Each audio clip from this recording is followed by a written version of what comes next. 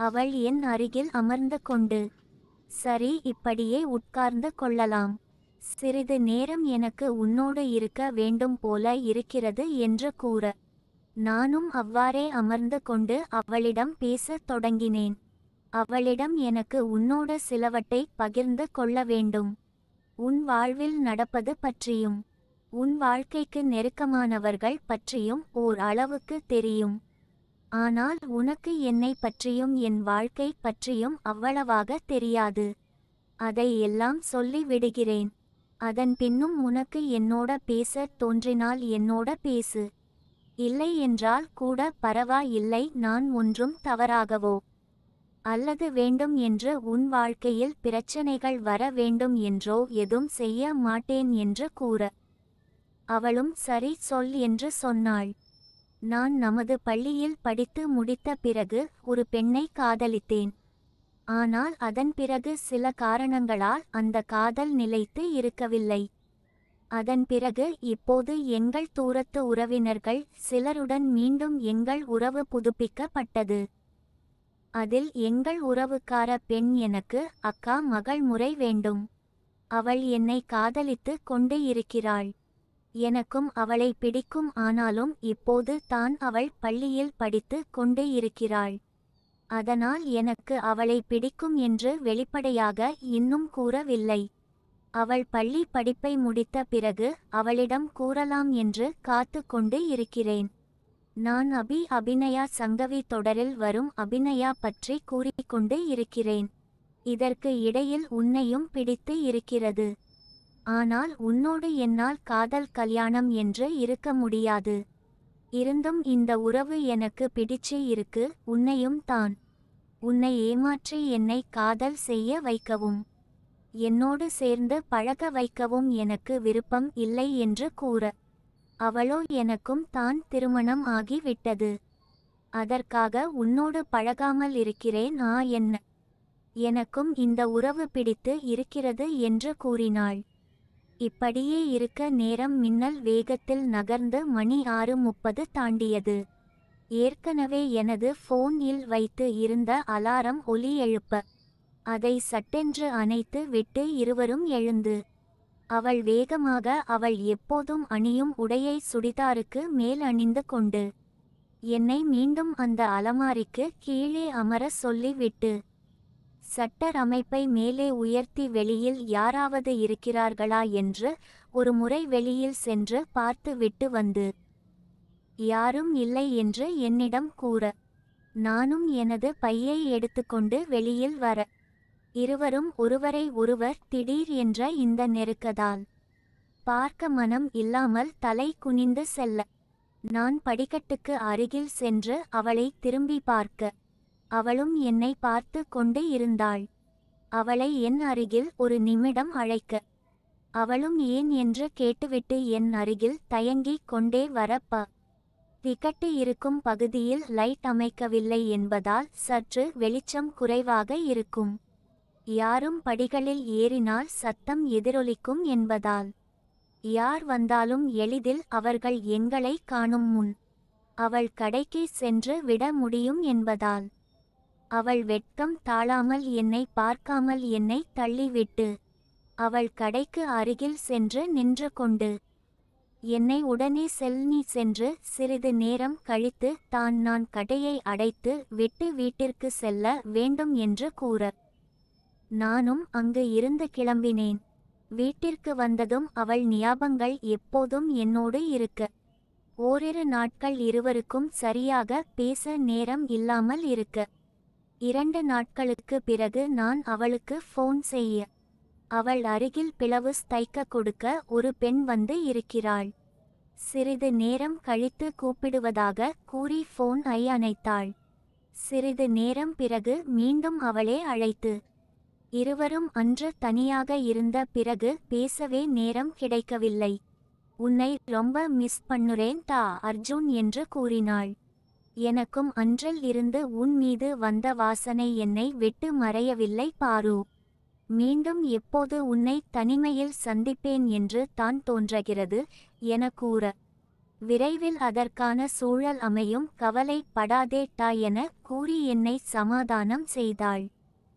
இப்படியே எங்கள் உறவு ஃபோன் இல் சென்று கொண்டு இருக்க, கிட்டத்தட்ட ஒரு மாதம் கழித்து அவள் மாமனார், மாமியார் மற்றும் அவள் கணவன் என அனைவரும் வெளிநாட்டிற்கு அவர்கள் உறவினர் வீட்டுக்கு செல்ல, ஒரு வாரம் அவளும் குழந்தையும் அவள் தாய் வீட்டிற்கு செல்வதாகவும், இவள் அங்கிருந்து ஸ்கூட்டியில் இவள் கடைக்கு வந்துவிட்டு செல்வதாக சொன்னாள். மதிய உணவும் எடுத்து வருவதால் சாயங்காலம் செல்லும் வரை தனிமையில் தான் இருப்பேன் என்று கூறினாள். சரி என்று 2 நாட்கள் காத்திருந்த பிறகு இவள் அவர்களை வழியனுப்ப திருச்சி ஏர்போர்ட் வருவதாகவும், அவள் குழந்தையுடன் வந்துவிட்டு தனியாக அங்கிருந்து குழந்தையுடன் செல்வேன் என்று கூறினாள். அவர்களுக்கு பிளைட் மதியம் என்பதால் காலையிலேயே திருச்சி வந்துவிட்டு அவர்கள் உள்ளே செல்லும் வரை 2 மணி நேரம் காத்திருந்து விட்டு, ஏற்கனவே அவர்கள் வந்த காரை காத்திருந்து மீண்டும் அவளை அழைத்து செல்ல அவள் கணவன் ஏற்பாடு செய்து வைத்து இருக்க, இவள் பெரும்பாடு பட்டு ஒரு வழியாக அவ்வளவு நேரம் காத்திருந்தாள்.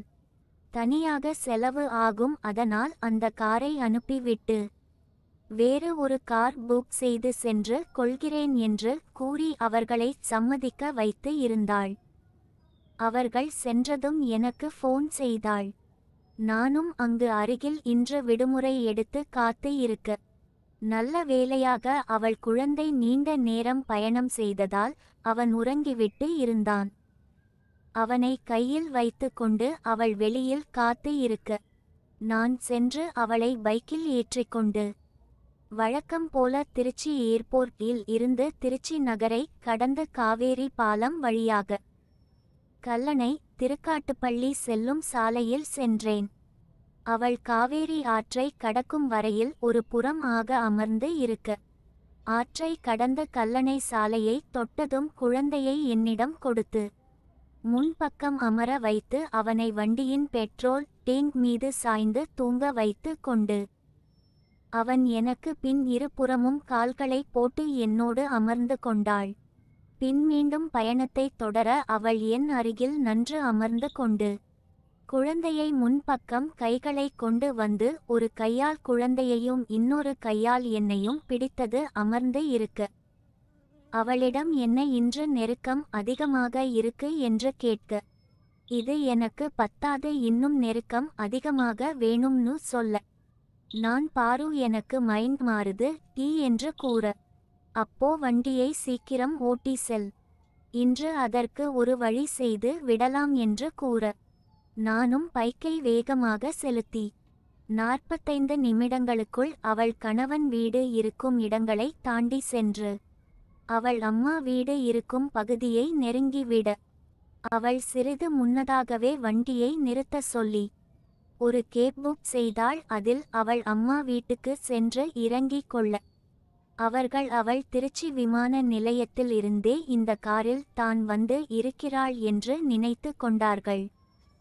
பின் அவள் குழந்தையை அங்கு அவள் அம்மா அப்பாவிடம் விட்டு, இவளுக்கு கடையில் ஏற்கனவே எடுத்து வைத்து இருக்கும் சில அவசர வேலைகள் இருப்பதாகவும், அவற்றை இன்று முடித்து கொடுத்து விட்டு பின் இரவு சிறிது தாமதம் ஆகும் என்று கூறிவிட்டு, அவள் வழக்கம் போல் அணியும் அந்த உடையை சுடிதாருக்கு மேல் அணிந்து கொண்டு ஸ்கூட்டி எடுத்து கொண்டு வந்தாள். என்னிடம் சிறிது தூரம் வந்ததும் ஒரு ஓரமாக நிறுத்த சொல்லி, நான் முன்பு செல்கிறேன், நீ பின்னால் ஒரு 5 நிமிடம் கழித்து வா, வரும்போது இந்த முறை மருந்தகம் சென்று விட்டு வாங்கி வா என்று மட்டும் கூறினாள். நான் அவள் எதை வாங்கி வர சொல்கிறாள் என்று புரிந்தாலும், அதை தான் வாங்கி வர சொல்கிறாள் என்று எப்படி கண்டு பிடிப்பது என்று ஒரு நொடி யோசிக்க, நீ நினைப்பதை தான் வாங்கி வர சொல்கிறேன், இதற்கு மேல் இங்கே நிற்க முடியாது, யாராவது பார்த்தால் அவ்வளவு தான் என்று கூறி அவள் வேகமாக முன்னாடி செல்ல, நான் அவள் சொன்னதை நம்ப முடியாமல் ஏதோ ஒரு நினைவில் அவள் பின் சென்றேன்.